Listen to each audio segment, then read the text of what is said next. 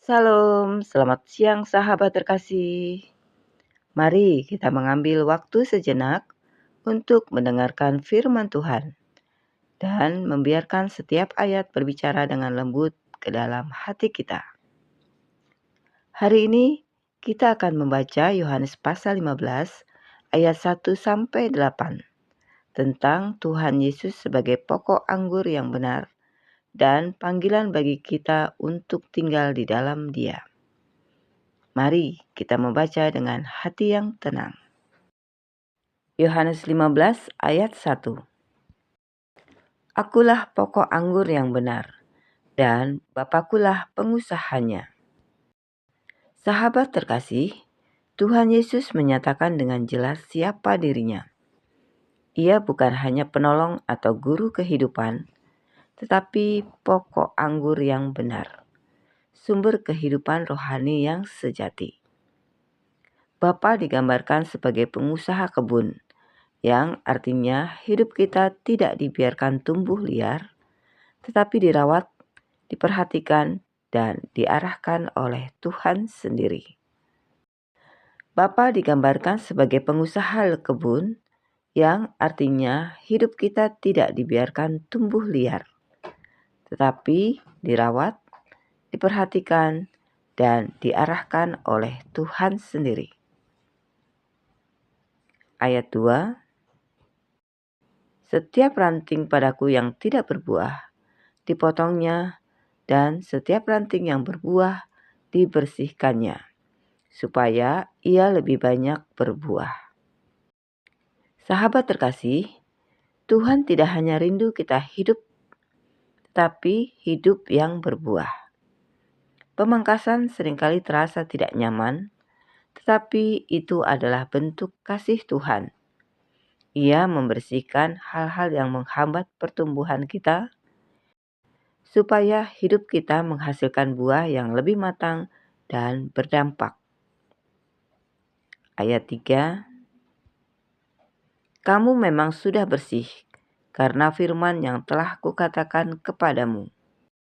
Sahabat terkasih, firman Tuhan memiliki kuasa untuk membersihkan hati dan pikiran kita, bukan karena usaha kita, tetapi karena firman Tuhan yang bekerja di dalam hidup kita, sehingga kita mau mendengar dan menerimanya dengan iman. Ayat 4. Tinggallah di dalam aku dan aku di dalam kamu. Sama seperti ranting tidak dapat berbuah dari dirinya sendiri, kalau ia tidak tinggal pada pokok anggur. Demikian juga kamu tidak berbuah, jikalau kamu tidak tinggal di dalam aku. Sahabat terkasih, Tuhan Yesus mengingatkan bahwa hidup rohani tidak bisa dijalani dengan kekuatan sendiri. Tanpa tinggal di dalam Kristus, segala usaha akan terasa kosong dan melelahkan. Buah hanya lahir dari hubungan yang terus terhubung, bukan dari usaha yang terpisah. Ayat 5. Akulah pokok anggur dan kamulah ranting-rantingnya. Barang siapa tinggal di dalam aku dan aku di dalam dia, ia berbuah banyak. Sebab di luar aku kamu tidak dapat berbuah apa-apa. Sahabat terkasih, identitas kita ditegaskan di sini. Kita bukan sumber kehidupan, melainkan penerima kehidupan dari Kristus. Ketika kita tinggal di dalam Dia, hidup kita tidak hanya bertahan, tapi berbuah dan menjadi berkat bagi sesama. Ayat 6. Barang siapa tidak tinggal di dalam aku, ia dibuang keluar seperti ranting dan menjadi kering. Kemudian dikumpulkan orang dan dicampakkan ke dalam api, lalu dibakar. Sahabat terkasih, ayat ini adalah peringatan yang lahir dari kasih. Hidup yang terlepas dari Tuhan akan kehilangan arah dan kekuatan rohani. Tuhan Yesus tidak sedang menakut-nakuti, tetapi mengajak kita untuk kembali dan tinggal di dalamnya. Ayat 7, "Jikalau kamu tinggal di dalam aku dan firman-Ku tinggal di dalam kamu, mintalah apa saja yang kamu kehendaki dan kamu akan menerimanya."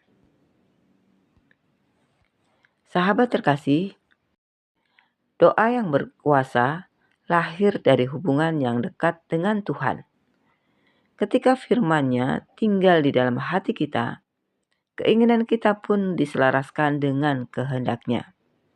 Doa bukan lagi sekedar permintaan, tetapi percakapan penuh iman. Ayat 8, "Dalam hal inilah Bapa-Ku dipermuliakan, yaitu jika kamu berbuah banyak, dan dengan demikian kamu adalah murid-murid-Ku." Sahabat terkasih, tujuan hidup orang yang percaya adalah memuliakan Tuhan. Buah kehidupan kita, yaitu kasih, kesetiaan, ketaatan, menjadi kesaksian bahwa kita sungguh murid Kristus. Hidup yang tinggal di dalam Tuhan adalah hidup yang memuliakan Dia. Sahabat terkasih, firman Tuhan mengingatkan kita hari ini bahwa hidup yang berbuah tidak lahir dari usaha manusia semata, melainkan dari hubungan yang terus terjaga dengan Kristus. Tinggal di dalam Tuhan Yesus bukan hanya tentang datang saat membutuhkan, tetapi tentang hidup yang melekat setiap hari. Biarlah firman Tuhan ini kita simpan di dalam hati dan kita renungkan sepanjang hari ini. Sahabat terkasih, mari kita berdoa bersama.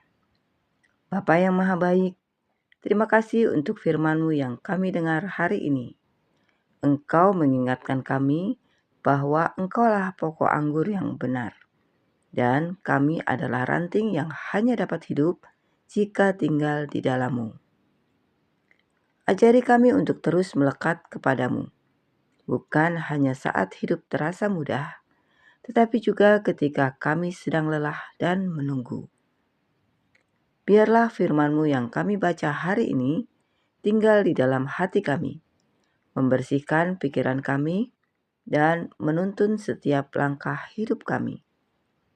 Tolong kami agar hidup kami berbuah, bukan untuk kemuliaan diri kami, tetapi untuk memuliakan nama-Mu. Di dalam nama Tuhan Yesus Kristus, kami berdoa dan mengucap syukur. Amin. Sahabat terkasih, terima kasih sudah bersama-sama dalam pembacaan Alkitab hari ini. Kiranya pembacaan firman Tuhan menjadi kekuatan dan penuntun di tengah aktivitas kita. Luangkan waktu setiap hari untuk membaca dan merenungkan firman Tuhan. Dan izinkan hidup kita terus tinggal di dalam Kristus. Sampai jumpa di pembacaan Alkitab berikutnya. Selamat beraktivitas. Tuhan Yesus memberkati.